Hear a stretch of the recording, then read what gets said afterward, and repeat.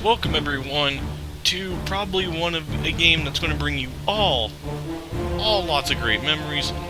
I'm here playing Baldurs Gate, Dungeons and Dragons. And this is probably one of my favorite games of all time. I haven't played it for such a long time, I don't remember a lot. Hell, I don't actually remember really anything. But we're going to dive in. I have a character made from a person from my from a community I'm part of, and we're going to see how they do. So we're going to go with that. New game, create, gender, female.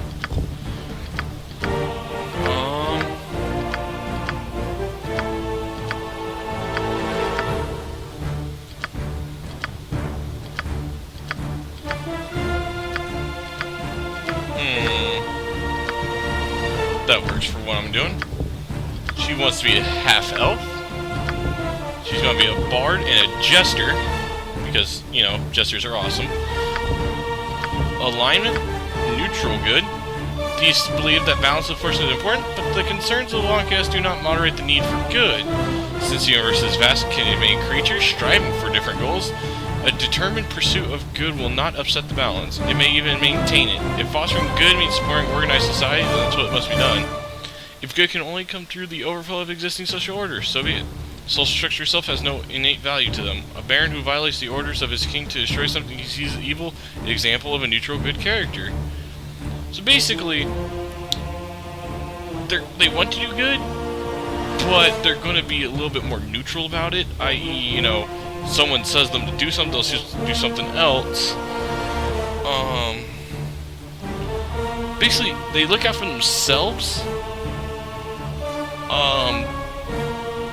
but they do good things, if that makes sense.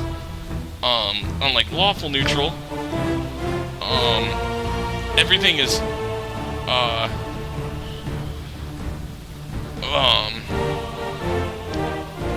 basically, they have very limited morals. The lawful is everything is good. And good, they see,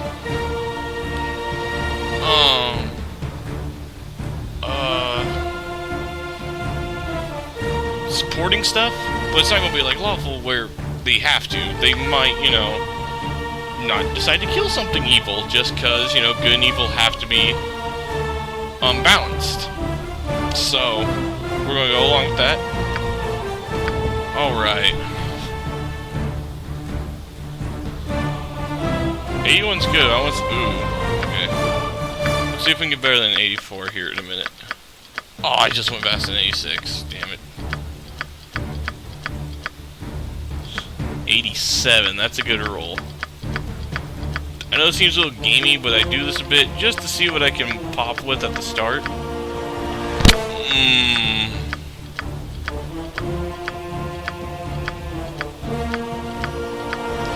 Please don't hate on me for that. I know I passed a 91 roll.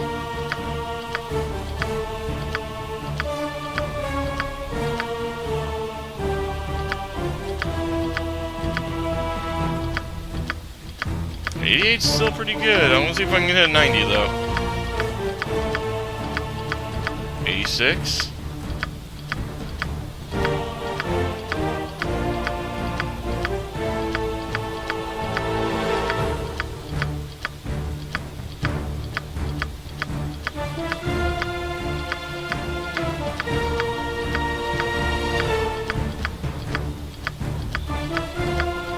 I got a pretty decent roll to work with.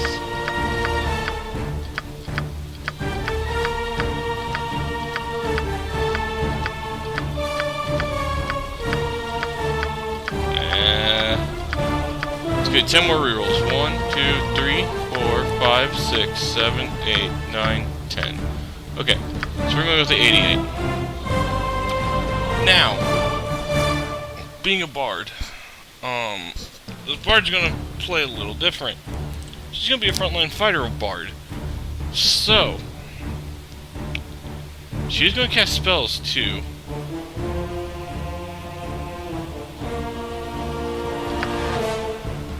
So we want to drop Dex a bit. She wants... Strength of 14's decent. I do want max charisma. It's very important that we get max charisma.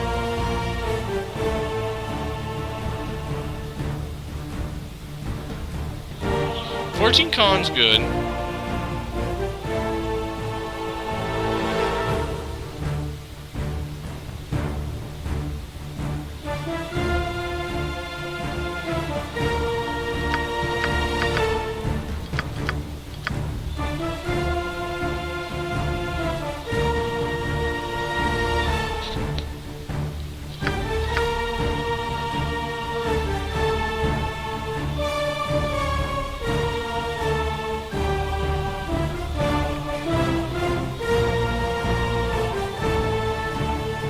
Okay, I'm gonna go with this build, and I'll tell you why after you read the backstory.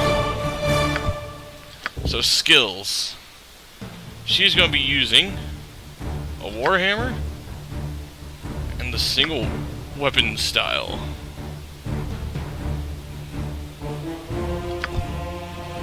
Her appearance.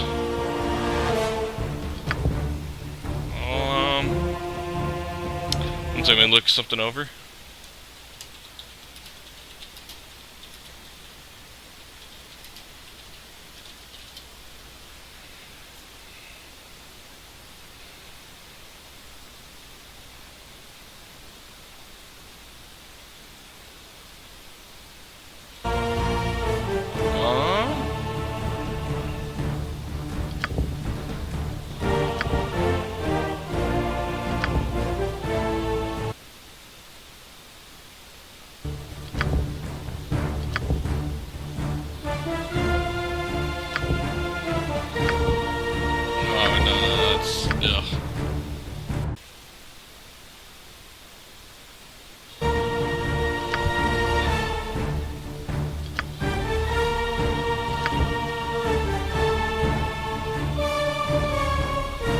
That's weird. Could have sworn you can pick locks.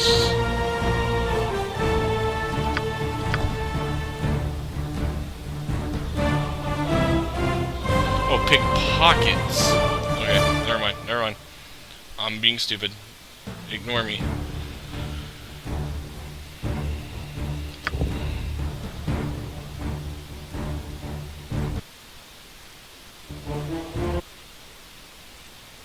Okay, not answering, so I'm gonna go ahead and pick their character. I mean, green's pretty normal for a bard, isn't it? Like, bards like to wear green? Let's go with the dark green. Nah. Let's go with that. All will die. None other than me should be in this place. Who's in for it now? It's about time you recognised my superior. A little nerve about now. Nope. No. Now you're going to be sorry! I've always been leadership material. Sleepy time can't come soon enough. Are we loitering now? Are we loiterers? I'll take that. And their name? Gackt. And the biography.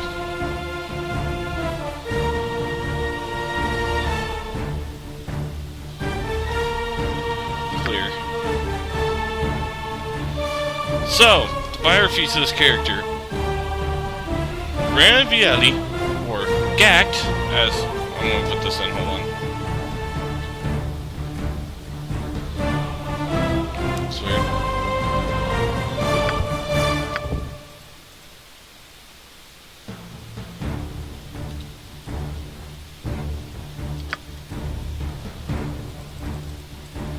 Well, Gackt's her nickname, okay, I can't put it in here for some reason.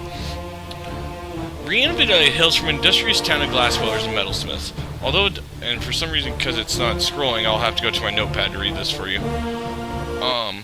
Actually, I'll read it from here. Give me a second. Okay. Vieli hails from the industrious town of glassblowers and metalsmiths. Although adopted by a prominent steelworking family at a young age, she never expressed any interest in creating anything with her hands but music. This artistic impulse was not wholly encouraged her adopted parents being traditionalists who wished for her to learn their trade, this is particularly to blame for her mere meddling status as a musician, but there is a more significant reason for her lack of formal training. Sometime around Rhianna's 14th birthday, a series of bright lights streaked through the skies of her hometown. A small number of these lights rocketed from the heavens, and great fireballs crashing into the earth, some middling distance from the town walls and causing the ground to quake violently. Most of her townsfolk immediately interpreted this as an evil portent. A few curious souls, however, investigated the smoldering craters. Rhianna was not among them, but she listened with rapt attention to the words of those who visited the site. A tail of stones as big as men, hot to the touch, some still smoking, with everything around them flattened as if by a fierce wind. A few of the smaller stones were cool enough to handle, and when broken open they discovered to be a silvery white on the inside. They were thought to be pieces of the moon, burned black on the outside by the fire they were engulfed in as they fell. Rhianna latched on this idea of magical moonstones and began to obsess over spellcasting, hoping to understand and eventually harness the supposed power of the falling moon fragments. Her parents and friends jokingly referred to her as Moon Mad. The previous musical girl allowed her training with a string of instruments to slip while devoting herself to science she was ill-equipped to comprehend, in which the town contained precious little reference material on. As she progressed into full maturity, Rhianna remained mentally trapped in the magical fantasy of her own construction. Thanks to the sparse reading available on Real Magic and her relatively untrained mind, she imagined herself a fantastical sorceress who drew out from lunar font of magical power and called upon various nocturnal familiars to aid her in battle with the evil portented by the falling of the stones to the earth. A curious fusion of the town's varied views on the subject and her own consuming desire for fame. Her friends, watching her slide even deeper into this delusion, managed to convince her to seek proper magical training elsewhere in the world. Thus Rhianna set off with her lyre in hand to ply the only trade she was even partway educated in, music, to pay for her journey to the nearest school of magic many miles away. And that is the backstory to our character. So, let's accept. Nestled atop the cliffs that rise from the Sword Coast, the citadel of Candlekeep houses the finest and most comprehensive collection of writings on the face of Farron. It is an imposing fortress, kept in strict isolation from the intrigues that occasionally plague the rest of the Forgotten Realms. It is secluded, highly regimented, and it is home. Within these hallowed halls of knowledge, your story begins. You have spent most of your 20 years of life within this keep's austere walls, under the tutelage of the sage Gorion.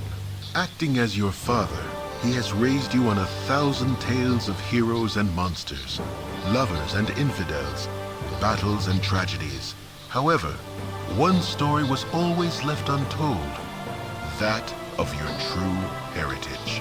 You have been told that you are an orphan, but your past is largely unknown. We're going to ignore that. Lately, Gorion has been growing distant from you, as if some grave matter weighs heavily on his heart.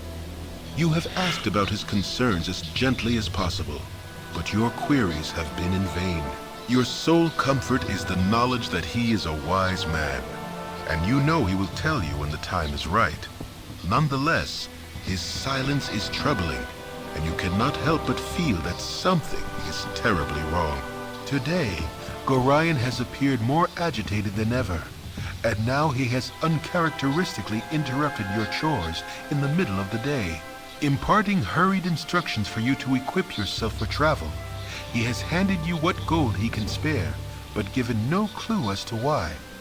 Nevertheless, you now stand before the Candlekeep Inn, ready to purchase what you need for an unplanned and unexpected journey.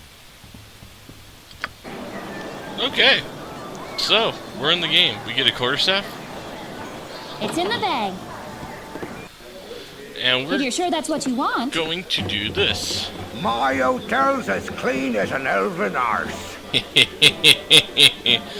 Have you? Well, don't forget the 10,000 gold piece book interest he has for don't you know? He's always the kidder. Alright, so we have 80 gold. And as you saw... Oh, don't tell me. Fuck. He doesn't have a warhammer.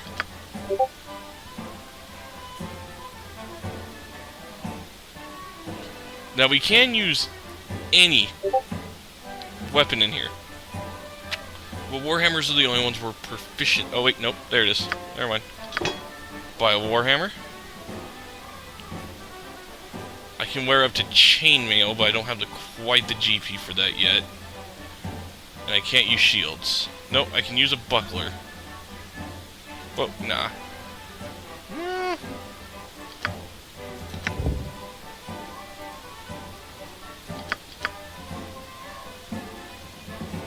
Well, it does give me more armor. Let's go ahead and grab it.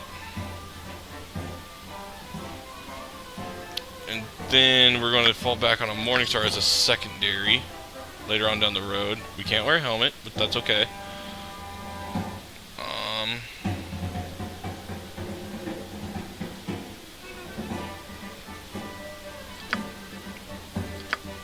Let me try to steal something.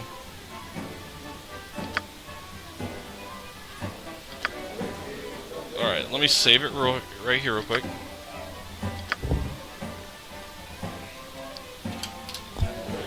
Okay. I just want to see how... My hotel's as clean as an elven arse. I want to see how this works. Hold on. I've never tried doing this. I should have joined the army. Damn it.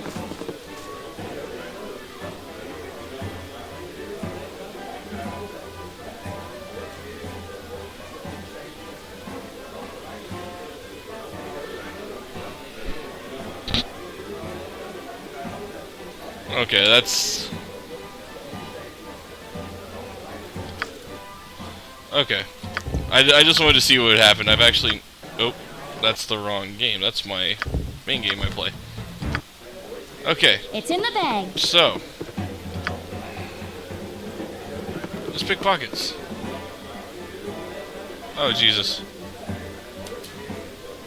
Oh, Jesus Christ. Yeah, no, we fucked up. We just fucked up bad. Okay. I'm on it like ugly on an orc. So we go If you're up sure here. that's what you want. Let's see if we can just get in here.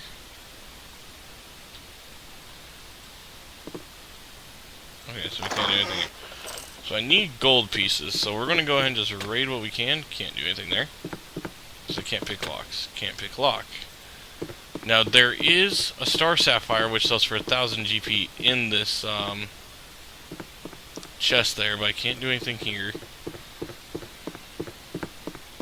Yes, we want to equip the warhammer. Get rid of the quarterstaff.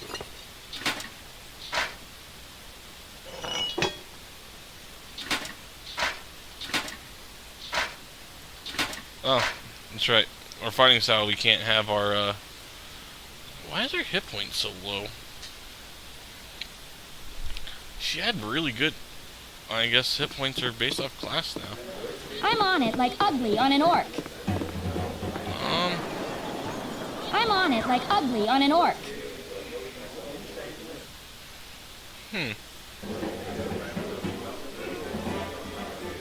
If you're sure that's what you want. Let's save it one more time. I just want to see this real quick.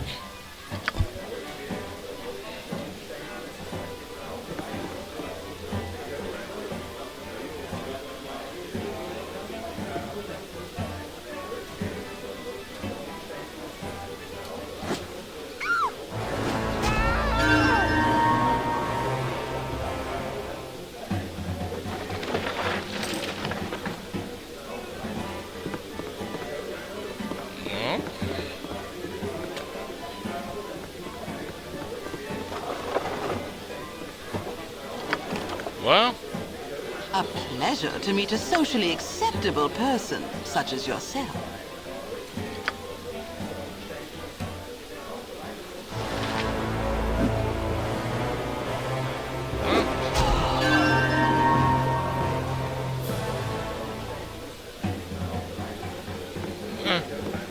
oh well. My hotel's as clean as an elven arse. Oops. Can I buy chainmail? I don't want to steal, I just want to buy it. I Only 100... Okay, I see how this works, okay. Alright. If you're sure that's what you want. So, now that I know some more stuff that I don't remember about this game, what we're going to go ahead and do, well, I'll talk to this guy real quick, get a quest.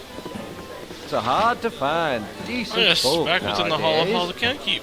Those Iron Christ funds, the Church Brigades with some more hearts than I can retaliate. You're Gordon's ward, aren't you? Why come to permit the old man jealous if you say some, Look at an identify scroll with Tethril in the inner grounds. He should be done exactly by now. If you would fetch me, I'd be grateful. So, we're going to go ahead and go fetch that guy's scroll. But we're going to go do that next time. So, I'll see you guys next time for Baldur's Gate.